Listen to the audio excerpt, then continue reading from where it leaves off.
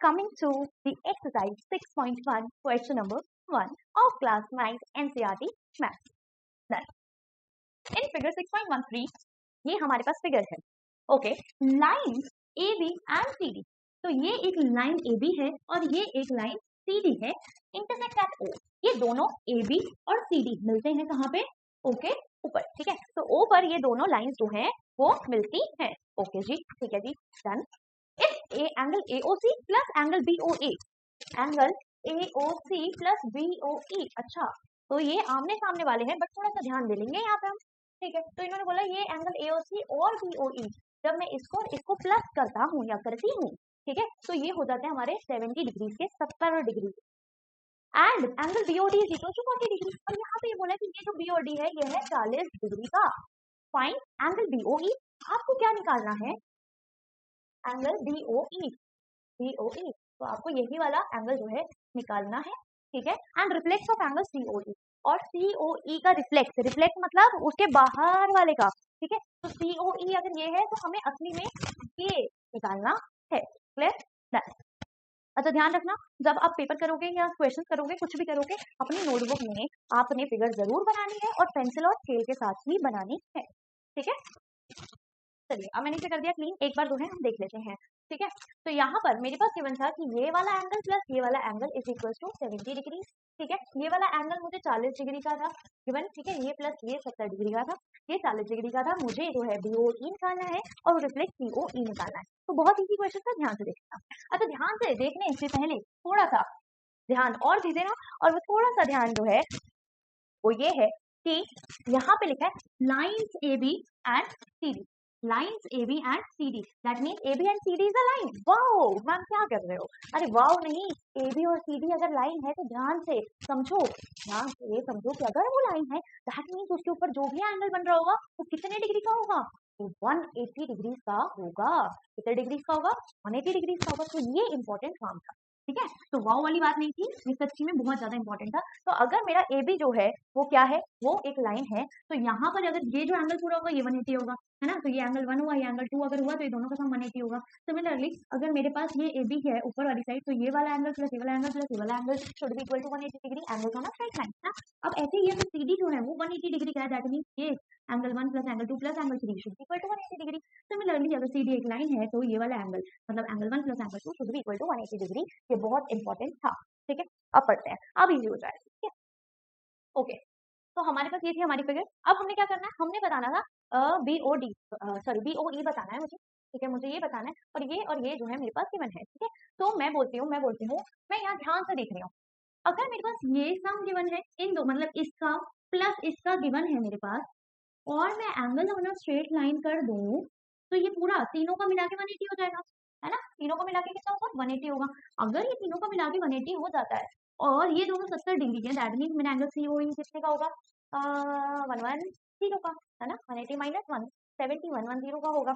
ठीक है, ऐसे भी कर सकती हूँ. तब भी मेरा COE निकल गया तो रिफ्लेक्ट भी आराम से निकल जाएगा. कैसे? 360 माइनस 110, है ना, वो कर सकते हैं. या फिर क्या कर सकते हैं, या फिर आपने क्या करा, आपने देखा कि CD इज अ लाइन, है ना. तो CD अगर एक लाइन है और आपके पास BOD गिवन है तो ये 40 है. ठीक है, ओके, ये 40 है.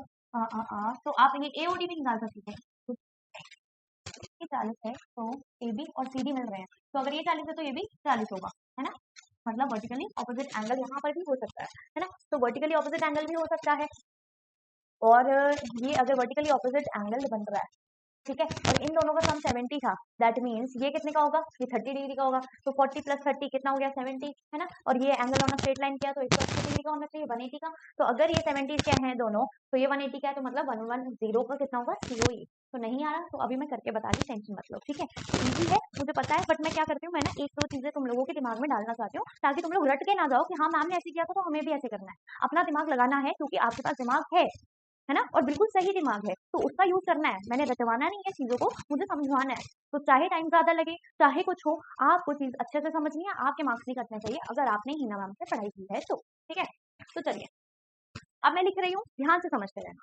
ठीक है, तो मैं बोलती हूँ आपको कि angle AOC plus angle BOE is equal to 70 degree given, है ना. गिवन है नहीं मेरा? तो गिवन में मैंने लिखा कि angle AOC plus angle BOE is equal to 70 degree and angle BOD is equal to 40 degree. ठीक है, अब मैं बोलती हूँ कि मेरे पास ये दोनों जो हैं ये है डिग्री को प्लस करके और ये 40 डिग्री है। ठीक है, मैं बोलती हूँ ऑन लाइन AB। ठीक है, ऑन लाइन AB। ठीक है, अगर AB एक लाइन है, तो angle AOC plus angle COE plus angle COE plus angle EOB plus angle EOB should be equal to 180 degree by angles on a straight line, by angles on a straight line, है ना। तो जब एक straight line होती है उसमें तो angles का सम होता है वो कितना होता है 180 डिग्री होता है। तो ये हम सबको पता है, तो कोई बहुत बड़ी बात नहीं है ना। तो angles on a straight line की वजह से angle AOC plus angle COE plus angle EOB 180 degree के इक्वल होगा। ठीक है, अब मान लो ये है मेरी इक्वेशन 1। ठीक है, ये है मेरी इक्वेशन 1। तो angle AOC plus angle EOB या BOE दोनों की बात नहीं है, तो ये कितना था 70 डिग्री, है ना। तो बाय इक्वेशन 1, ठीक है, इक्वेशन 1 के थ्रू मेरे पास ये क्या आया, angle AOC plus angle EOB plus angle COE is equal to 180। तो यहाँ पर हम इक्वेशन लगा रहे हैं। ठीक है, यहाँ लिखे own angle on a straight line. ठीक है, अब मैं लिख दूंगी बाय इक्वेशन 1, बाय इक्वेशन 1। ठीक है, इक्वेशन 1 के हिसाब से AOC प्लस EOB 70 डिग्री का था, तो ये कितना आ जाएगा 70 plus angle COE is equals to 180 degree. That simply means that angle COE is equals to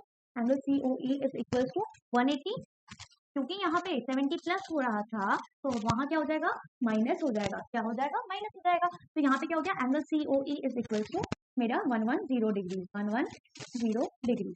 यहाँ तक कोई डाउट? तो मैंने अभी क्या करा, मैंने बोला कि ये 110 डिग्री का है। कोई डाउट था इसमें? इजी है। तो हमने क्या करा, हमने बोला ये प्लस ये इज इक्वल टू 180 और इन दोनों का सम मेरे को 70 गिवन है, दैट मींस ये मेरा 180 माइनस 70 व्हिच इज 110 डिग्रीज आएगा। ठीक है, अच्छा जी, उसके बाद अगर मुझे इसका रिफ्लेक्स एंगल COE निकालना है तो मैं पहले निकाल सकती हूँ, कोई भी चीज में पहले निकाल सकती हूँ। तो बेटा रिफ्लेक्स एंगल COE कितना हो जाएगा, reflex angle COE would be equal to कितना होगा, पूरा कितना होगा, ये पूरा जो है ये होगा 360 डिग्री का। ये COE था 110 डिग्री का, रिफ्लेक्स एंगल क्या होता है इसके अलग वाला, ये वाला। तो ये कितना होगा 360 माइनस 110, है ना। तो ये कितना हो जाएगा 360 डिग्री माइनस एंगल COE। तो COE को अगर मैंने माइनस करा तो ये हो गया 360 माइनस 110, ये कितना आ गया, ये आ गया 0, 5 एंड 2। तो ये हो गया आपका 250 डिग्री का। तो रिफ्लेक्स एंगल COE कितने का है, 250 डिग्री का है। ठीक है, तो ये मेरा निकल गया आंसर कितना, 250 डिग्री। कोई डाउट? उसके बाद मुझे एंगल BOE निकालना था। तो BOE निकालने के लिए हम क्या कर सकते हैं, और ठीक है, तो अगर आपके पास सीधी एक लाइन है, ओके, तो ये 40 है ना, BOE, हाँ तो ये तो इजी था। ठीक है, तो ये लो देख लो, BOE निकालना है बेटा, और मेरे पास ये और ये जो है ये कितने के थे, 70 डिग्री के थे। तो अभी पहले ये करो, ठीक है, इसका स्क्रीनशॉट लो, मैं सेकेंड पार्ट अभी करवा रही हूँ। ठीक है, तो डन, ओके, अब मैं इसका सेकंड पार्ट करवा रही हूँ। तो सेकंड पार्ट के लिए मेरे पास गिवन है कि एंगल AOC जो है वो प्लस करके angle BOE, angle AOC plus angle BOE is equals to 70 degrees. But I also know that but AB and CD क्या कर रहे हैं, इंटरसेक्ट कर रहे हैं O पे, and it is given that AB is a line and CD is also a line.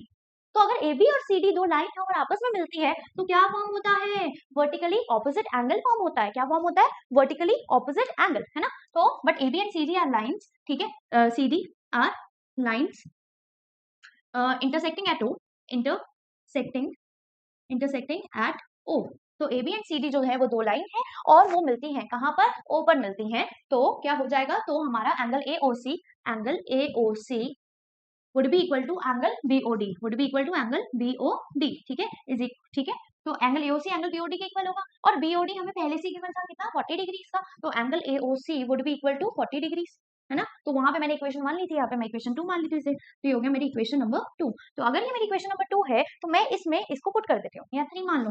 तो ये लो, ये हो गई आपकी 2, ये हो गई आपकी 3। ठीक है, तो AOC आपके पास 40 निकल गया और AOC प्लस BOE कितना था, 70 डिग्री। तो put angle AOC is equal to 40 degrees in equation 2। Equation 2 में इसको पुट कर दो तो ये कितना हो जाएगा, angle AOC plus angle BOE is equals to 180 is equals to 70 degrees given था ये हमारे पास।